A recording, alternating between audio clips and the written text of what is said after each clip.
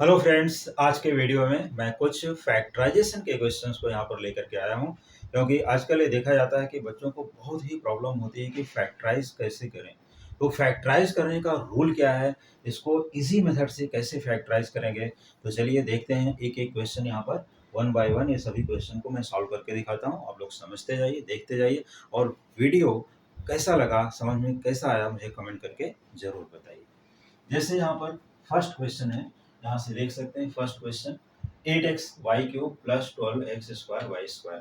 तो सबसे पहले क्या करना है, इसको इजी ट्रिक क्या होता है समझने के लिए 8। तो यहाँ पर हम 8 के प्राइम फैक्टर्स कर डालें। 8 के क्या करें, प्राइम फैक्टर्स। तो 8 के जो प्राइम फैक्टर्स हैं ये हैं 2 × 2 × 2, ये हमने कर दिया। और इसके बाद अब देखते हैं कि यहाँ पर लेटर्स क्या क्या है। लेटर्स है x, यहाँ पर लेटर x है तो हम यहाँ पर x भी लिख लेते हैं। फिर है y³ y, यहाँ पर है कितने टाइम्स, 3 टाइम y × y, ये बेस्ट रूल है। प्लस अब इसके बाद आता है प्लस लिख लिया। फिर 12 को भी, 12 के प्राइम फैक्टर्स क्या होते हैं, यहाँ पर 2 × 2 × 3, ये हो गए। अब इसके बाद यहाँ पर आता है x²। तो x² को यहाँ पर हम 2 टाइम्स लिखेंगे, x। और फिर आता है y², तो यहाँ पर y × y, ये हो गया। पहले क्वेश्चन का हमने यहाँ पर कर दिया फैक्टराइजेशन। सभी को हमने स्प्लिट कर दिया, सभी टर्म को ब्रेक कर दिया, एक एक लेटर को ब्रेक किया और नंबर्स को भी प्राइम फैक्टर में कन्वर्ट कर दिया। अब इसके बाद क्या करना है, ये देखना है कि अगर फर्स्ट या सेकंड दोनों में कंपेयर कर सकते हैं। जैसे यहाँ पर 2 है तो यहाँ पर भी 2 है, चलिए इसको हम अंडरलाइन कर लेते हैं। यहाँ पर 2 है और यहाँ पर भी 2 है। फिर यहाँ 2 है तो यहाँ पर भी 2 है, चलिए इसको भी अंडरलाइन कर लेते हैं। इसके बाद यहाँ 3 आता है लेकिन यहाँ पर 2 है, मीन्स दोनों में मिसमैच हो रहा है, दोनों में सेम नंबर्स नहीं है, तो उसको अंडरलाइन नहीं करना है। अब इसके बाद देखते हैं लेटर, यहाँ पर x है, यहाँ पर भी x है, तो चलिए x को भी अंडरलाइन कर देते हैं। और यहाँ पर फिर आता है y, लेकिन यहाँ पर है x, तो आगे बढ़ते हैं। यहाँ पर y है, चलिए एक y को अंडरलाइन कर दिया, यहाँ दूसरा y है और ये दूसरे y को भी अंडरलाइन कर दिया। तो अब करना क्या है, जितने टर्म को हमने अंडरलाइन किया है वो सबको पहले लिख लेना है, क्योंकि दोनों में कॉमन होता है, इसी को हम बोलते हैं कॉमन टर्म्स। तो इसको हमने यहाँ पर कॉमन कर लिया, तो ये सभी को लिख लेते हैं। यहाँ पर देखिए 2 × 2, तो ये सबसे पहले यहाँ पर आ जाएगा 2 × 2।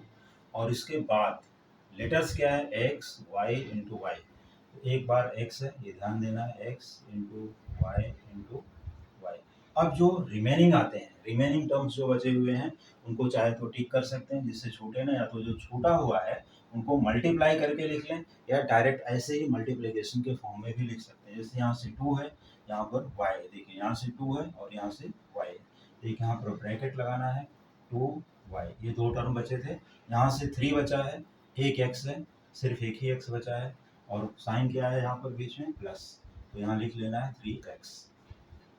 इस तरह से ये हमने कॉमन का रूल यहाँ पर बता दिया, कॉमन कैसे करना है।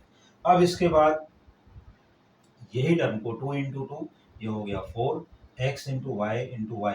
तो x तो ऐसे रहेगा, लेकिन y × y ये 2 है, यहाँ पर y का स्क्वायर कर देना है, 2 पावर हो गया इसका। और फिर यहाँ ब्रैकेट में लिख लेना है 2y + 3x।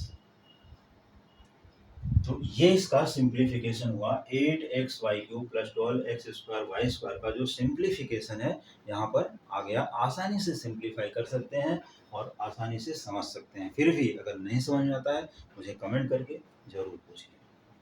अब ठीक इसी तरह से आते हैं दूसरे क्वेश्चन पर, 15ax³ - 9ax²। चलिए इसको भी हम ऐसे ही ब्रेक कर देते हैं। 15 का प्राइम फैक्टर आता है 3 × 5, x³ को लिख सकते हैं x × x × x, 3 टाइम्स हो गया। माइनस 9 का प्राइम फैक्टर है 3 × 3, यहाँ पर हमने 3 × 3 कर लिया। अब इसके बाद x यहाँ पर है इंटू a, तो इसको हम यहाँ पर लिख लेते हैं। यहाँ पर a भी था तो a हमारा यहाँ पर छूट रहा है, इसको भी एंट्री करनी पड़ेगी। 15 × a × x, ax³ था, क्योंकि अब यहाँ पर है ax², तो यहाँ पर हो गया a × x × x। अब इसके बाद ये पूरा का पूरा फैक्टराइज हो चुका है। ये देखना है कि इसमें कॉमन टर्म क्या है। तो कॉमन टर्म यहाँ पर आते हैं, देखिए 3, यहाँ पर भी है 3। इसके बाद यहाँ पर है 5, लेकिन यहाँ 5 नहीं है। यहाँ पर लेटर a है तो यहाँ पर भी a है, एक x है, यहाँ पर भी x है, यहाँ पर x है तो यहाँ पर x है। अब क्या करना है, देखिए 3 into a into x into x, 3 into a into x bracket, remaining term को, जैसे रिमेनिंग क्या है यहाँ पर 5, और इसके बाद यहाँ पर क्या आता है एक x, तो यहाँ पर आ जाएगा 5x, और सेकंड टर्म में 3 यहाँ पर है और बाकी के सभी कॉमन है तो सिर्फ और सिर्फ यहाँ पर आ जाएगा 3। तो इस तरह से लिखना है। और अब क्या करना है इसको, 3 into a into x that is 3ax square, और यहाँ ब्रैकेट में लिख लेना है 5x माइनस 3। इस तरह से आसानी से फैक्टराइज कर सकते हैं। जो दोनों में है उसको वन टाइम लिखना है, जो अनकॉमन है दोनों में नहीं है उसको ब्रैकेट में यहाँ पर लिखना है, ये ध्यान देना है। तो इस तरह से हम लोग किसी भी नंबर का प्राइम फैक्टराइजेशन निकालते हुए लेटर को जितने पावर्स हैं उतने टाइम मल्टीप्लाई करते हुए लिख करके पूरा कॉमन टर्म लेके सिंप्लीफाई कर सकते हैं, और इसी को बोलते हैं फैक्टराइजेशन बाय कॉमन मेथड। क्या बोलेंगे, फैक्टराइजेशन बाय कॉमन मेथड। अब यहाँ पर आता है क्वेश्चन नंबर 3। तो क्वेश्चन नंबर 3 को सॉल्व करने के लिए आइए देखते हैं यहाँ पर टर्म्स। जैसे यहाँ पर है 2 पाई आर स्क्वायर और यहाँ पर है 4 पाई आर, तो ये 2 है तो पहले इसको 2 लिख लेना है, 2 का prime factor 2 into 1 that is 2। यहाँ पर पाई है तो पाई को पाई ही रहने देना है, आर स्क्वायर है इंटू आर, ये लिख लिया। इसके बाद आता है -4, तो 4 को 2 इंटू 2 और पाई आर एक एक बार है तो एक एक बार ही यहाँ पर नोट डाउन कर लेना है। ये हो गया नोट डाउन। अब ये देखना है कि दोनों में क्या आता है, 2 यहाँ पर है, 2 यहाँ पर है, पाई यहाँ पर है, पाई यहाँ पर है, आर है और आर है। तो रिमेनिंग टर्म को क्या करना, देखिए 2 पाई आर, ये हमने लिख लिया 2 पाई आर, जो अंडरलाइन है उसको वन टाइम, और रिमेनिंग टर्म जो आते हैं देखिए विदाउट अंडरलाइन वाले, यहाँ पर है आर माइनस इस टर्म में क्या है ओनली 2, तो यही इसका आंसर है 2 पाई आर इंटू आर माइनस 2। इसी तरह से क्वेश्चन नंबर 4 आता है। तो क्वेश्चन नंबर 4 को देखने के लिए अब 18m है प्लस 16n है, तो अगर हम लोग यहाँ पर टेबल को ध्यान दें, जैसे अगर फैक्टराइज करना है या नहीं करना है तो मैं डायरेक्ट वाला भी मेथड यहाँ पर बता देता हूँ। जैसे 18 है और यहाँ पर 16 है, तो 18 और 16 में क्या कॉमन आएगा, ये देख सकते हैं, इसमें है 2 इंटू 3 इंटू 3 और यहाँ पर है 2 इंटू 2 इंटू 2 इंटू 2 4 टाइम्स, तो इन दोनों में सिर्फ 2 कॉमन है, क्या कॉमन आएगा 2। चलिए मैं इसको भी फैक्टराइज करके ही बता देता हूँ, 2 इंटू 3 और इसके बाद आता है m प्लस 16n, और 16 का prime factor 2 into 2 into 2 into 2 into n। अब इसके बाद यहाँ पर कॉमन क्या आता है, देखिए 2 2 दोनों में है और बाकी कुछ भी दोनों में नहीं है, ओनली 2 इज कॉमन।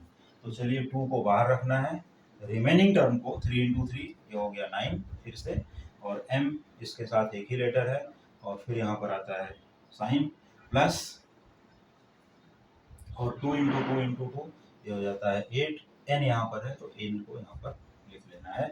ये आसानी से यही मेथड है फैक्टराइजेशन बाय कॉमन। अब इसके बाद आता है 25 abc square and 15 a square b square c।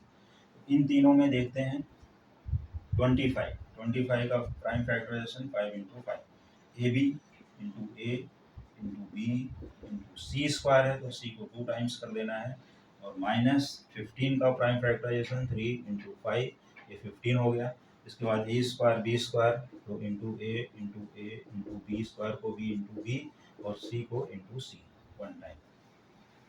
अब इसमें देखना है कि कॉमन क्या है, 5 कॉमन है, 5 कॉमन है, यहाँ पर a कॉमन है, a कॉमन है, b यहाँ पर वन टाइम है, यहाँ पर भी है, c वन टाइम है और c वन टाइम। तो जितने लेटर्स कॉमन है उनको सबसे पहले यहाँ पर नोट डाउन कर लेना है। ये हो गया 5 लेटर या नंबर, पहले नंबर लेते हैं, 5 5 दोनों में कॉमन है, a b एंड c। चलिए a b c ये कॉमन हो गए। रिमेनिंग टर्म्स क्या आते हैं, 5 into C that is 5 into C minus यहाँ से है 3, तो चलिए 3 लिख लिया। इसके बाद आता है a एंड b, यहाँ पर है a एंड b तो 3ab। तो ये ध्यान देना है कि अगर जब हम कॉमन ले लेते हैं तो इन दोनों में कुछ भी कॉमन नहीं होना चाहिए, तो समझ जाना कि करेक्ट है। जैसे यहाँ पर देखिए कोई भी टर्म कॉमन नहीं है, कोई भी लेटर या कोई भी नंबर कॉमन नहीं होगा। यहाँ पर कोई भी लेटर, कोई भी नंबर कॉमन नहीं, यहाँ पर भी और यहाँ पर भी। ये सभी आंसर्स हैं। तो ये फैक्टराइजेशन पूरा कंप्लीट हो चुका है। ऑल द 5 क्वेश्चंस सॉल्व हो चुके हैं। अब अगर किसी को कोई भी डाउट आता है तो मुझे कमेंट करके पूछ सकते हैं, बता सकते हैं। तो और भी अपने बहुत से इंटरेस्टिंग क्वेश्चन को सॉल्व करने के लिए, ट्रिक्स देखने के लिए, उसको समझने के लिए, प्रैक्टिस करने के लिए देखते रहिए coming videos. Thank you so much.